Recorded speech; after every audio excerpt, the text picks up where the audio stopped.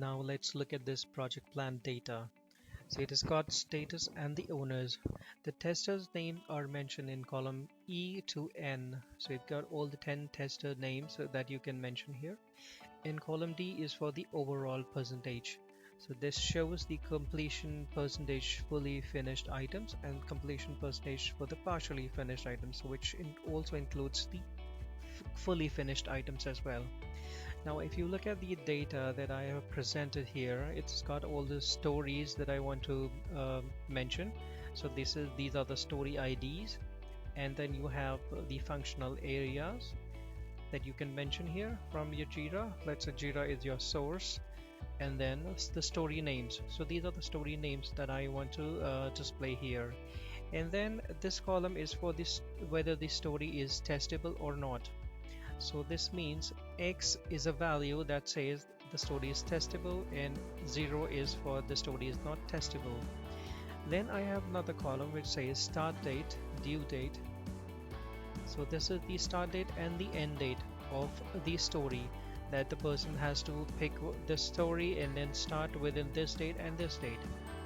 For example, 16 September is the date when the person has to start working on the story, and then the due date is 23rd September, which means the story has to finish within this time period.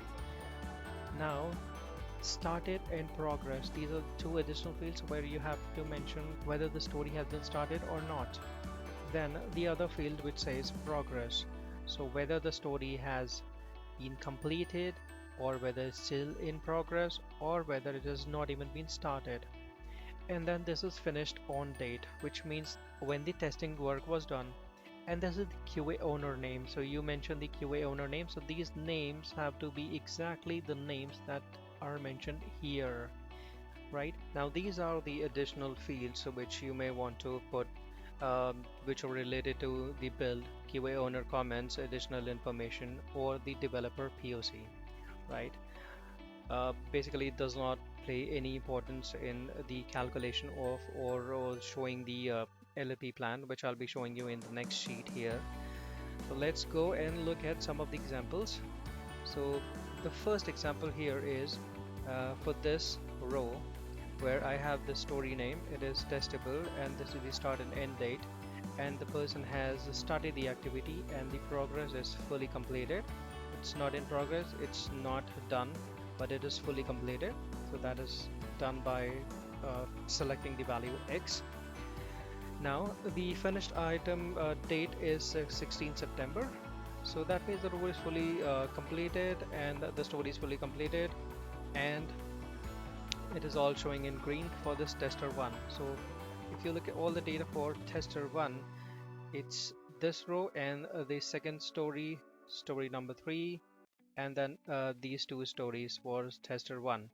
So there are 4 stories which the person has to work, and all of them are completed, nothing is pending, so which shows the completion percentage of the fully finished items is 100%. Now for the completion percentage of the partially completed, which includes the finished items and the in progress items, is also 100% because nothing is pending from tester 1.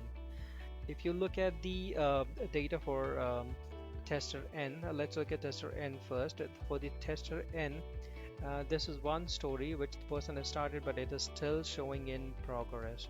And the other item here is story number 7, which is started and completed, but it was completed late.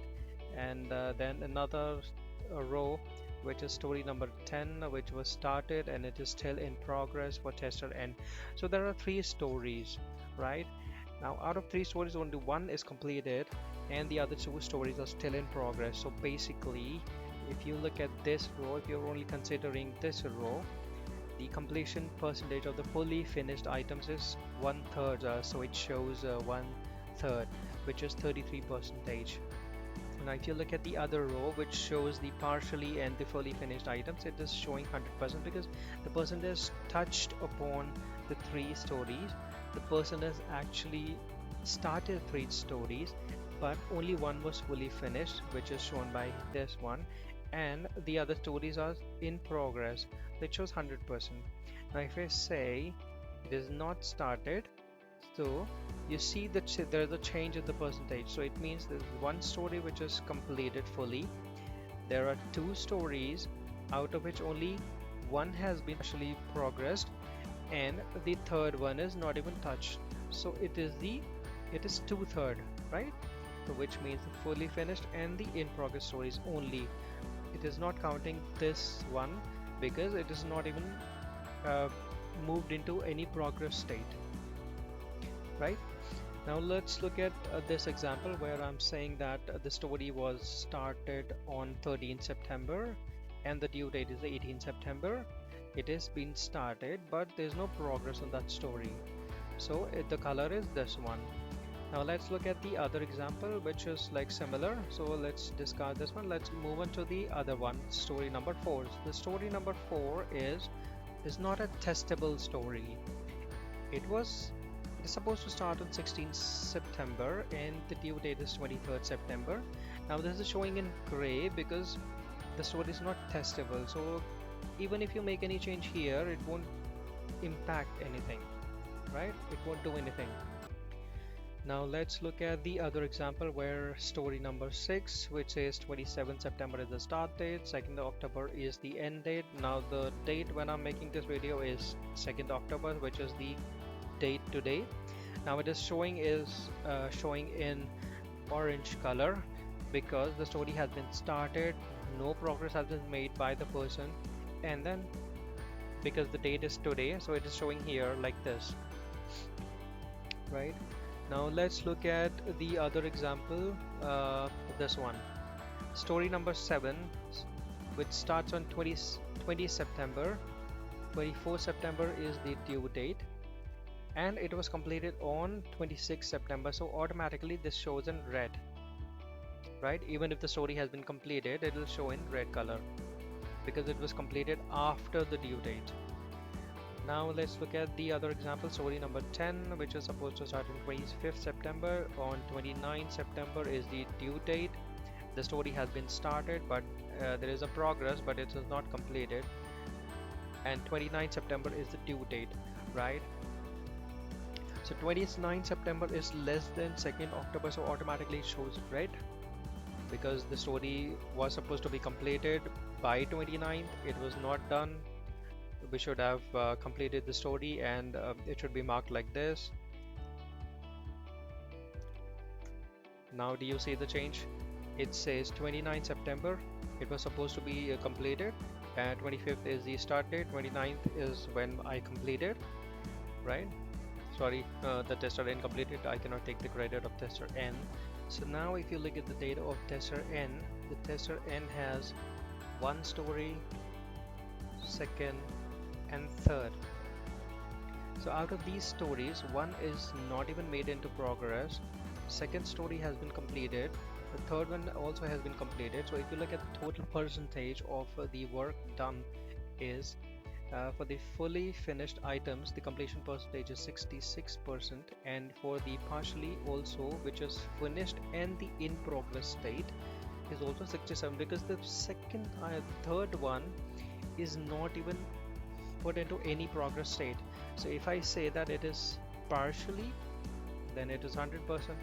If I say that it is done, then the overall and the partial is 100%. So that's how it goes. Now let's look at the LLP, which I believe everybody is so curious to know. Let's open the sheet. So this is something which I have already created.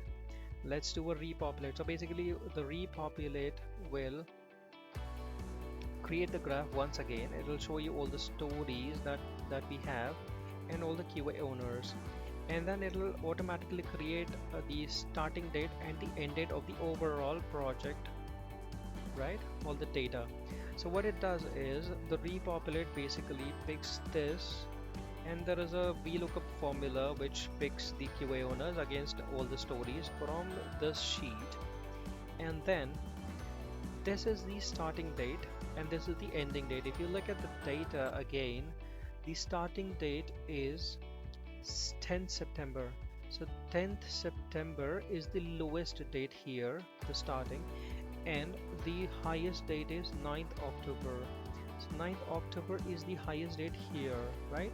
So this is what it does. So basically it picks the lowest date from the start date and the highest date from the due date, and then it creates the column based on these dates. Now I can show you the formula which is used. So it says 9th October will be set here, and then automatically all the dates are incremented.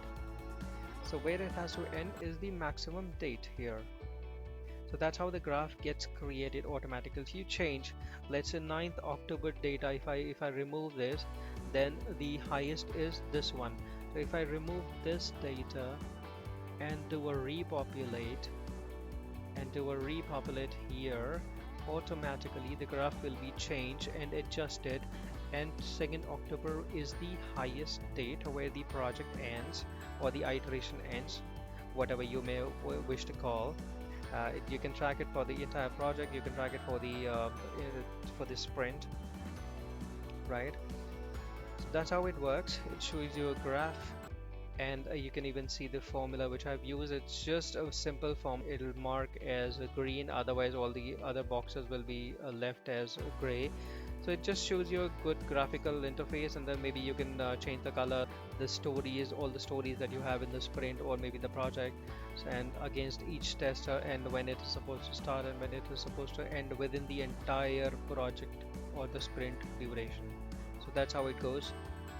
I hope you liked it, and if you have any comments or if you have any suggestions, just put that in the comment box or DM me, or connect with me on any social media platform, wherever my presence is at the moment. Yeah. Right.